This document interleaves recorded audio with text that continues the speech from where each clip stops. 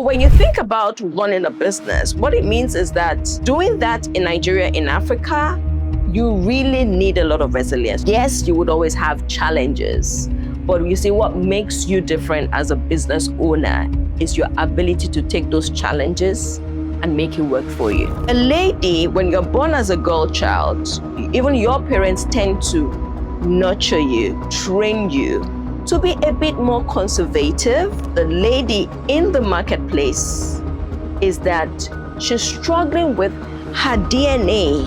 Never in my career has a lady come to me to say, I need my salary raised. When I engage or mentor ladies today, I say, we need to learn to actually sell ourselves better. Don't feel that you selling yourself is being arrogant. You selling yourself is what you do in the marketplace.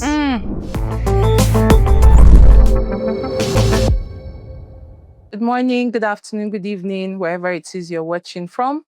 Welcome to the Made in Payments podcast. With me today is an exceptional woman. Not only is she a dear friend, she's also a, how do you call them? She's an exceptional leader. And she has a very interesting career because she's one of the few people who have spanned the different aspects of finance. Now I'm going to get her to tell her story, but just a brief on her. This is Kemi Okusanya. She's the CEO of Hydrogen. Is it Hydrogen or HydrogenPay? So it's hydrogen payments, but we love to call it hydrogen. I like hydrogen. I prefer hydrogen. We love it simple. Fantastic. So she's the CEO of Hydrogen. But what is interesting about Kemi is she's done finance from a banking standpoint. She's done remittance. She's done payments from a scheme, the core payments. And now she's in fintech. Our mama fintechs, yeah.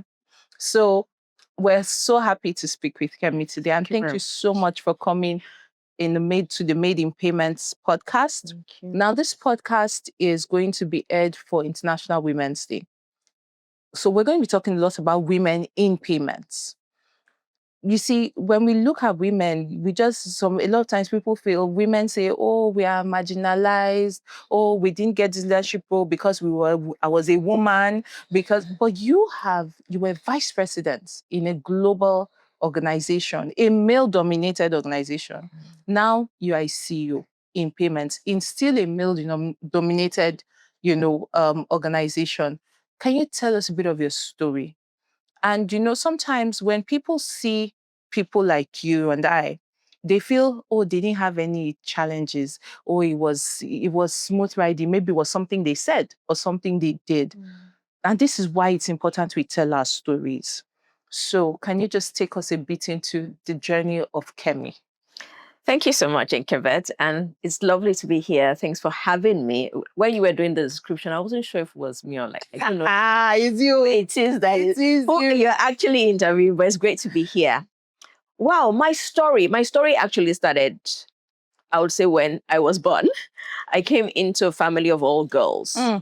And while at the time when I was growing up, that was seen as not a very palatable situation to be, because there was this feeling that you guys don't have a brother. My mom, there was pressure on my mom for not having a son, but there was that concern. But guess what? That was what shaped me. Because coming from a family of all girls, I was the boy. I was one of the boys in the house. There were about two of us that were like the male children, even though in female body. And I remember that I'll grow up, I'll wash cars. I'll grow up to fix the electrical appliances. And I think it kind of just made me know that there is nothing that can stop you as a woman. So I grew up with that belief that you are who you want to be. Nothing can really stop you. So I grew up with that mentality. I can probably say that it's made me, while I still appreciate and embrace the uniqueness of women, I can be in a room and not actually notice the gender. Yes. So I would typically see talent, I would see value, but not see the sex, which is the gender. Yes. And so that has kind of helped me through my career. So of course I went through university. And then I had the opportunity to work at ExxonMobil. So I started at ExxonMobil. That's I did my pre, during, and post NYSC at ExxonMobil.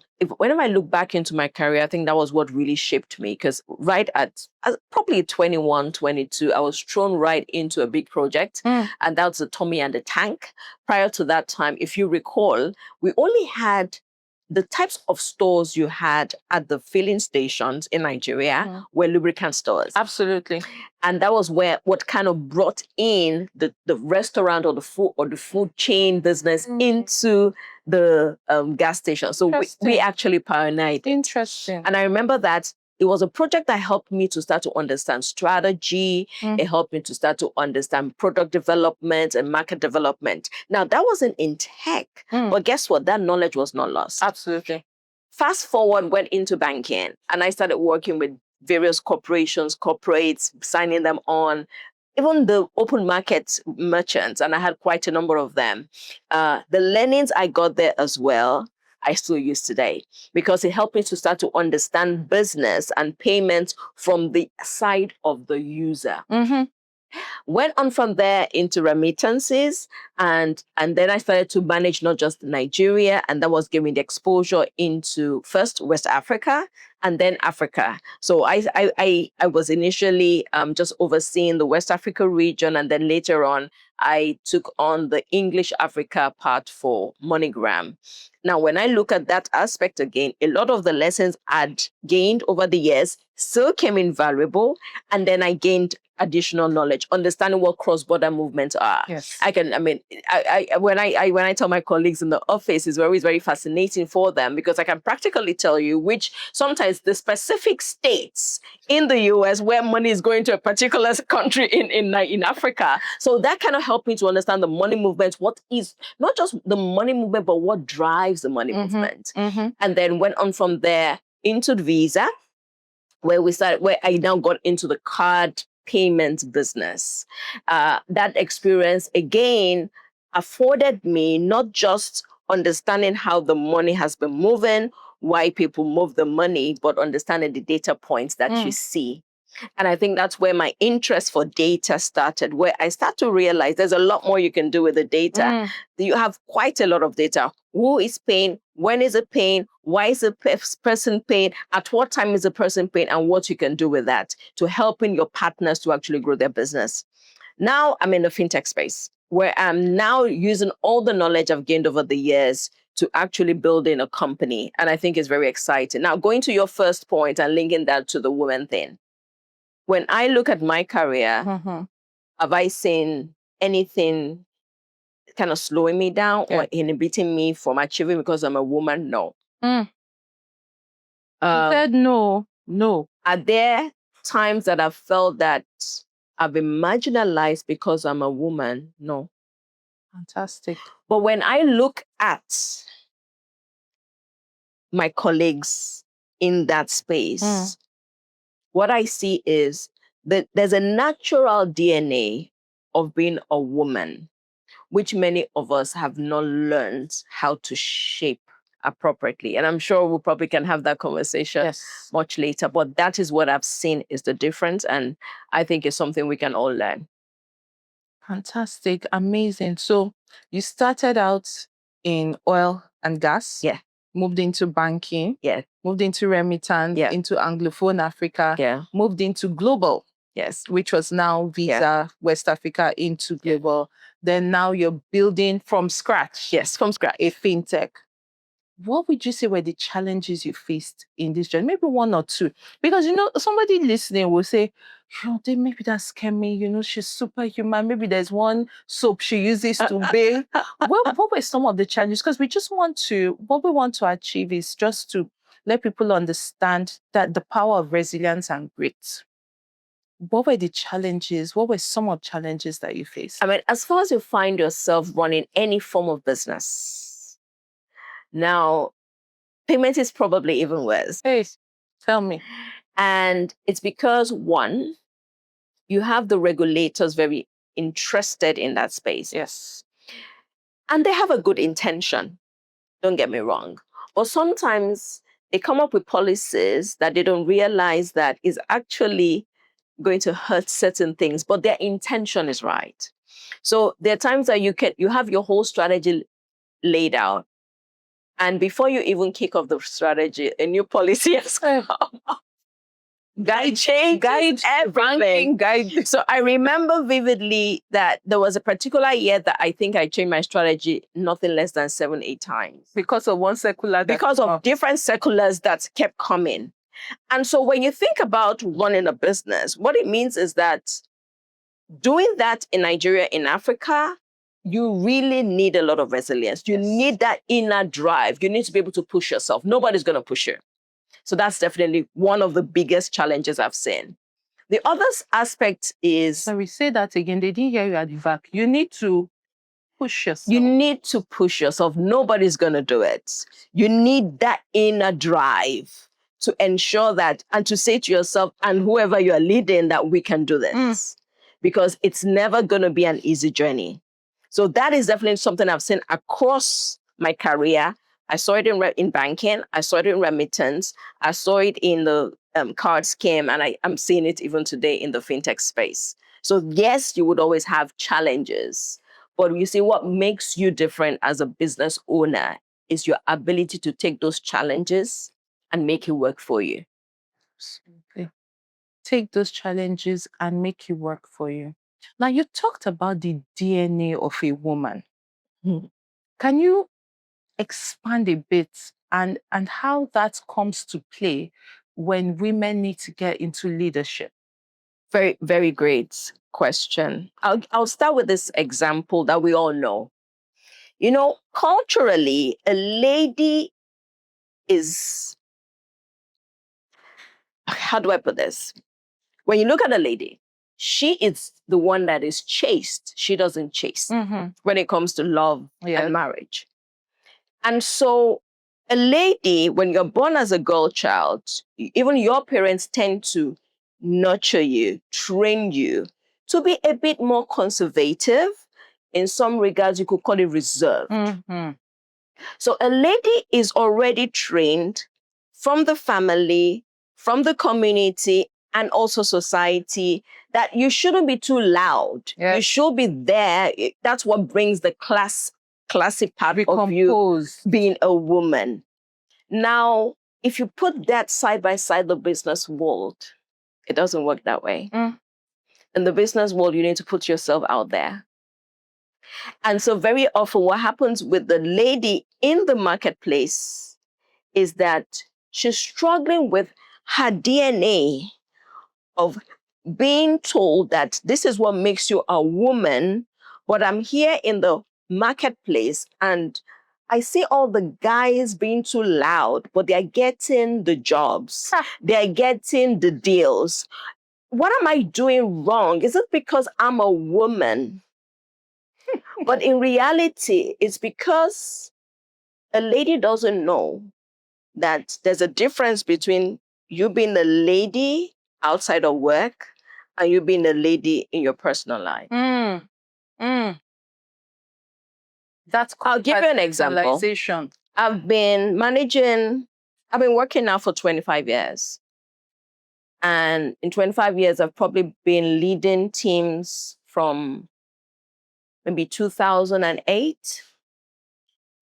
Never in my career has a lady come to me to say, I need my salary raised. But guys come. Even when they're the most average guys on the team. Break some tables. The lady would have issues struggling on her own in her function. I don't have enough resources. She's grumbling, she's murmuring, but she's not going to speak up.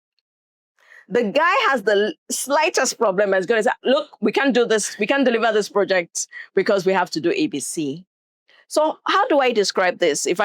When I engage or mentor ladies today, I say, we need to learn to actually sell ourselves better. Sell the challenge, because even talking about the challenge is selling it. Sell what the problem is. Help me understand what it is. Bring it to the fore. Make that pitch in a way that you're not just talking to us as what you have in your head, but sell it in a way that should attract the person. Don't feel that you selling yourself is being arrogant. You selling yourself is what you do in the marketplace.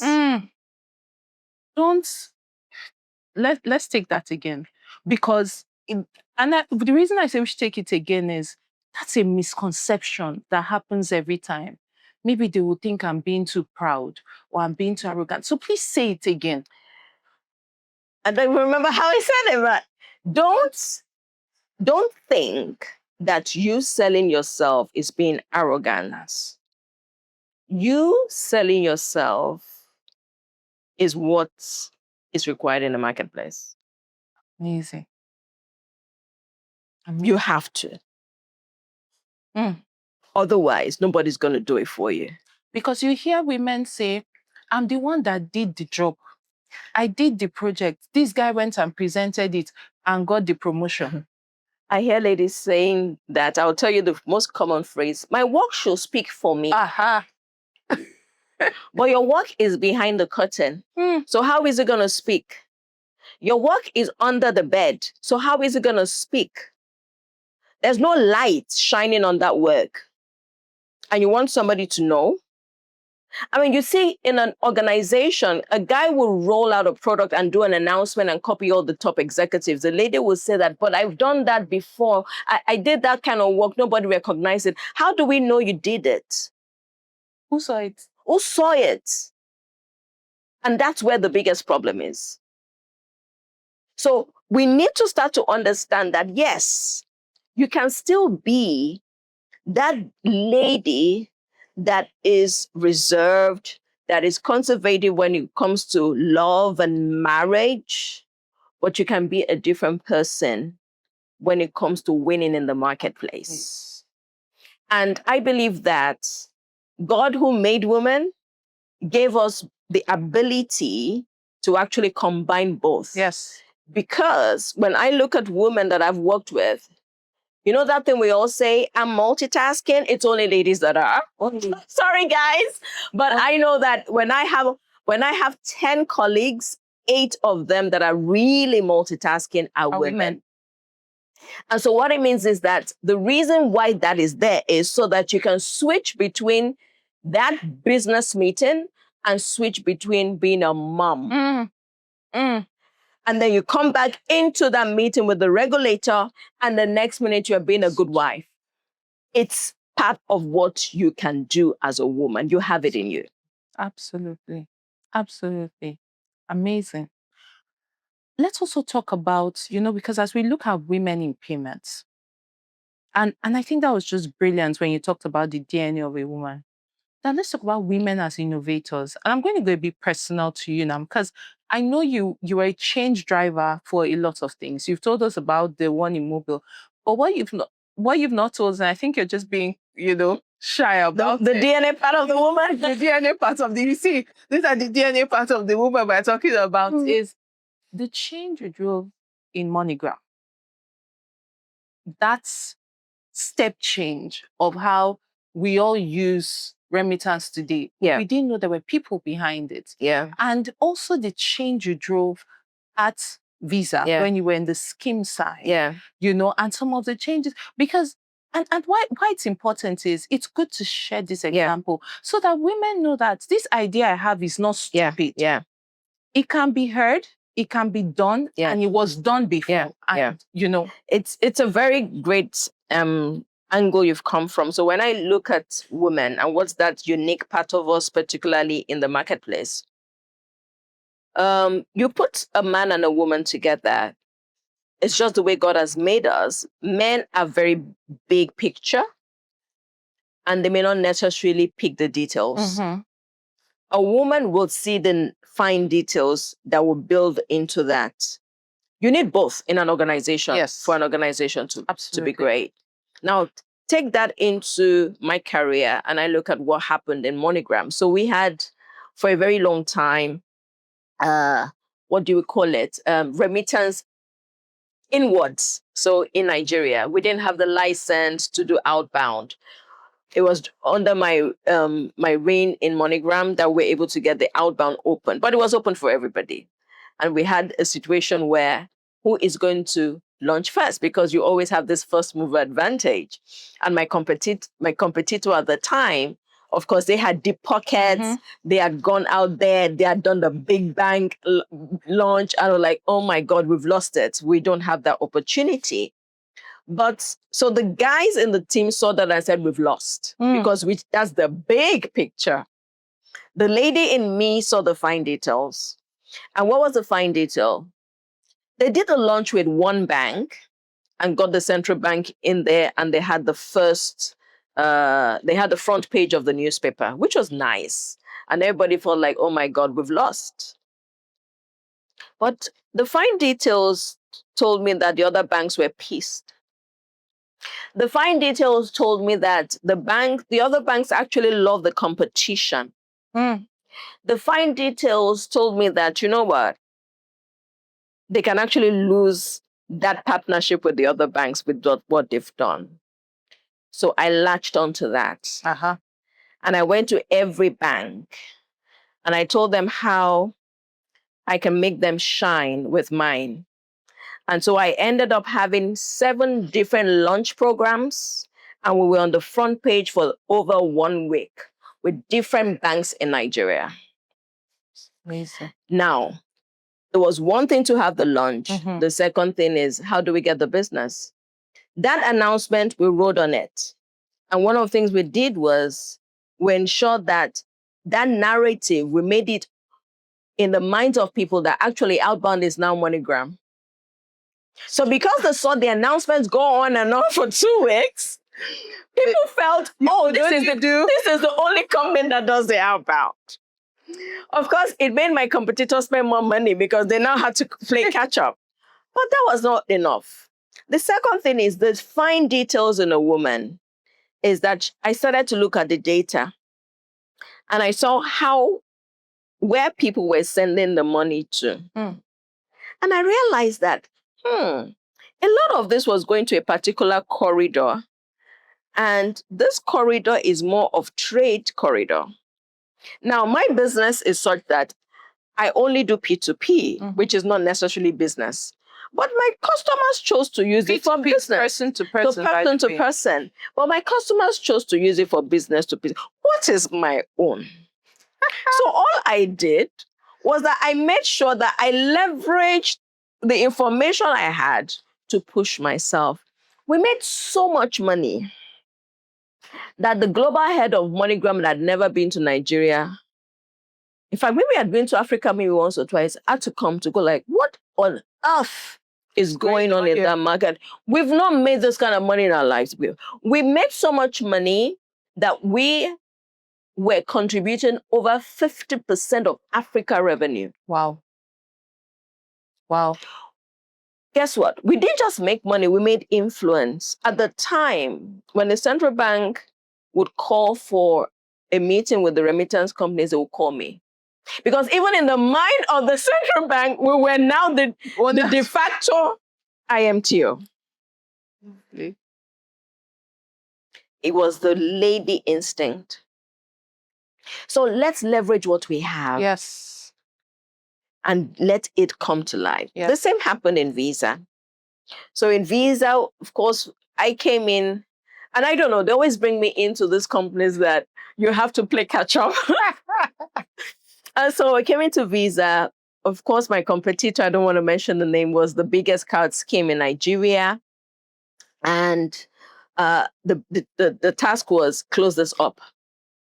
It's like, how do I close this up? So I started to monitor the trend. Of course, we had the cards in the hands of people. But I realized that the average Nigerian doesn't really determine the card type they want. They just know that my bank will give me a card. So they are not the decision makers. So I started to study who the decision makers were. The decision makers were also not the executives that I was dealing with. The decision makers were not the group heads. Why? Because there was a directive in Nigeria to say every bank must issue all card types. Yes. So they will have all the card types in the banking hall. So who is the decision maker? That lady in the banking hall is the one who's customer service person. And so we had a campaign. So we created a campaign for the lady in the banquet hall. And that was how we won share. Now let's take that back to the story we're talking about the lady. Big picture, fine details. Big picture would have said, you are a distant number 2 to this company. You're going to need big capital to be able to do this. Fine details said, let's look at what drives the actual business. We didn't spend how much? We didn't spend as much as we would have had to spend if we're looking at it from the big picture strategy. Yes. But we got the results.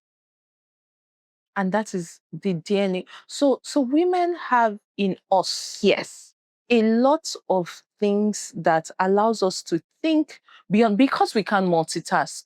We can think 2-3 steps down than, a regular. And this is not a shade for men. I mean, men, we love strategic thinking.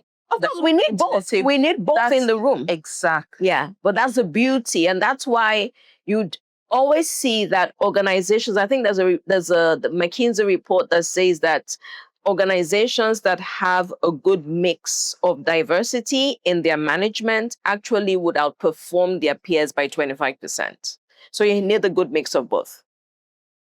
So in speaking to, and we're going to have a lot of young women watching this, and we've gone through your career. We've seen how you've moved. We've seen, you've told us some of success stories and the challenges. And I know a lot of women that are inspired, a lot of young ladies that are inspired. How do they get into payments? So I'm going to ask question in 2 ways. How do they get into payments?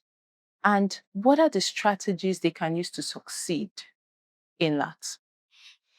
So let's even go the angle of, there's this craze for STEM education now.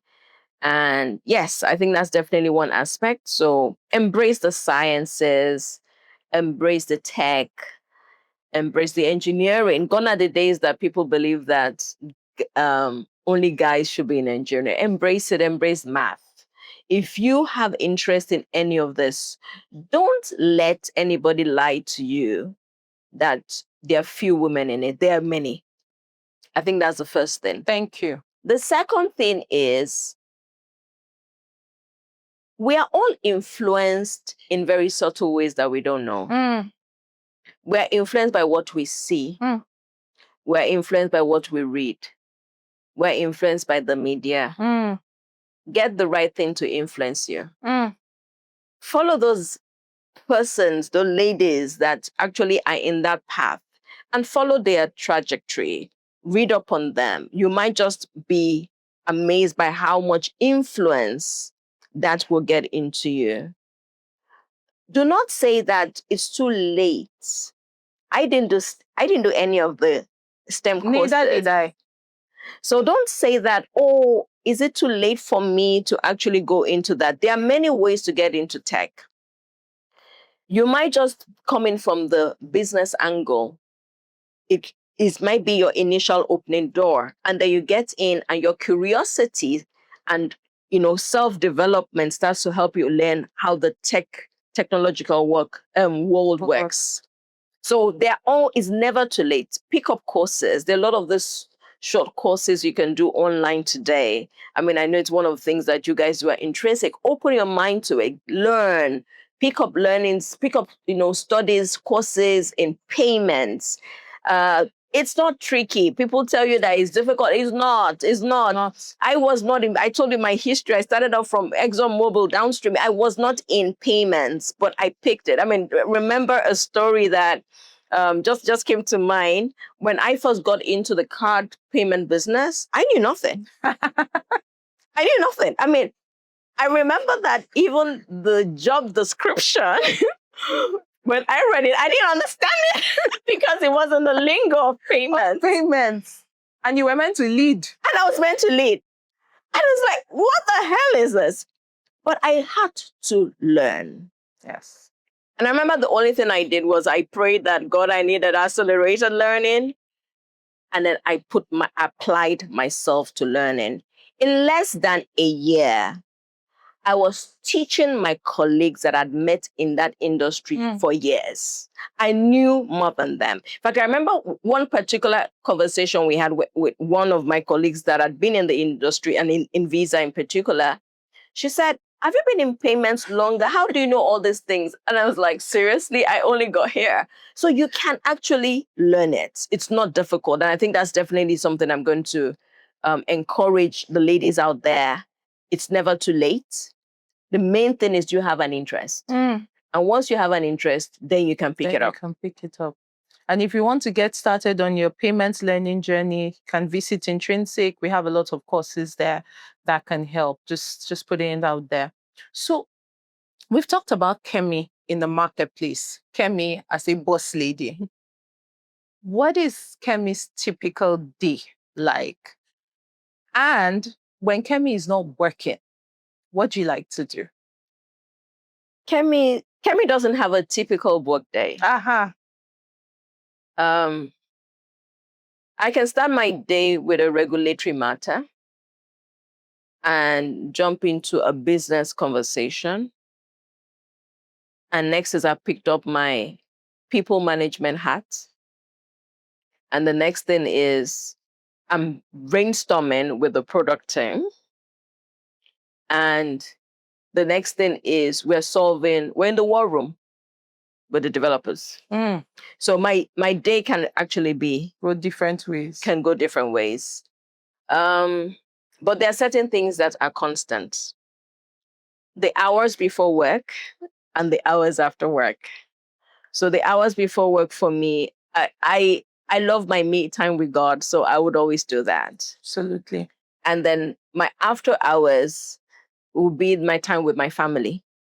So when you are a very busy executive, you also need to learn to balance. Yes. And so I'm getting to the point now that my colleagues know that after a certain hour, she's only going to respond on phone if it's urgent, because she's going to probably be with her family. So because, and that's important, because when you hear, and it was so crazy. I heard it once. One man said, no, I'm just happy to be middle management because all these women, I don't think they have a life. When they become bosses, they don't have a life. So it's good to hear that we can compartmentalize. Oh, no, you can. You can. I mean, you can. So I remember, just as you're speaking, I remember the story of the New Zealand president that brought her baby to work. I think that should become a norm. Yes.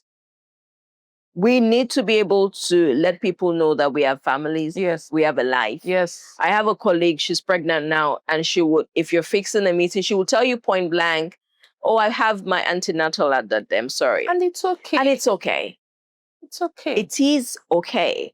Because it's what, you see, when I look at many things we've come to accept as society that were not accepted 20 years ago, 30 years ago. So what it means is that nobody's going to push that narrative. We need to push it ourselves as ladies. Definitely. Let people get used to the fact that, yes, once a month, I feel sick because I have a cycle. Exactly. And it's okay to accept that. It's okay for people to accept that I'm a mother and I have to attend my child's open day at school. And you put it into your calendar and it's okay for everybody to see it. So typically what I do is I put certain... so when I get the calendar from my child's school, I plug that into my calendar the days that I really want to attend, and I'll put that in. It is okay. Fantastic. And it's one of the things that we must start to embrace as women. Yes. And once we start to push that narrative, others will have to accept it. Yes. Yes, absolutely. So when you're not working, what do you like to? I know you're an Arsenal fan. Yes. So, but recently, I've kind of tried to manage my heart. Because that's an analysis. So there was a time that I'll get to come to the office on a Monday morning and I'm so grouchy. Because that's an outlook. And I was trying to understand why. And realized it was because of my favorite team lost the game. So I said, I can't deal with this anymore. So now I only check the games after they've played. So what do I do now? Funny enough, I kind of do a bit of mentoring. Okay. I do have quite a lot of young ladies that I work with. I mean, incidentally, the someone we had a chat, she's now in the UK. So I do have a few like that. I kind of do a lot of mentoring. My other life, of course, outside of work is I do some faith-based ministry. So I'm kind of involved in that. And I'm learning to cook. So I'm not your typical lady that will cook, but I'm learning you can make good pancakes. I'm learning to do some nice chicken and grills and oven this day. So yes. I have to come and try it out. We'll be your taste tester. It was really, really lovely speaking with you, Kemi. Thank you so much for coming. Thank you for sharing your story. I think it was important. Thank you for sharing those nuggets. So we've learned that there is no man or woman in the workplace. Go in and get it done. Yeah. We've learned that the DNA of a woman needs to come through in problem solving. Don't let what has influenced you from your background determine your future. You're there, you can do it. And with God on your side, there is nothing you cannot do. Absolutely. It has been lovely speaking with you. This has been the Made in Payment podcast. We are airing this for Women in Payments, as the Women in Payments edition, rather, for International Women's Day. So we would be showing this across Africa for International Women's Day. I've been your host, Nkebe Meshele. It was really lovely coming to your screens today. Thank you very much. Thank you very much, Thank you, Kemi.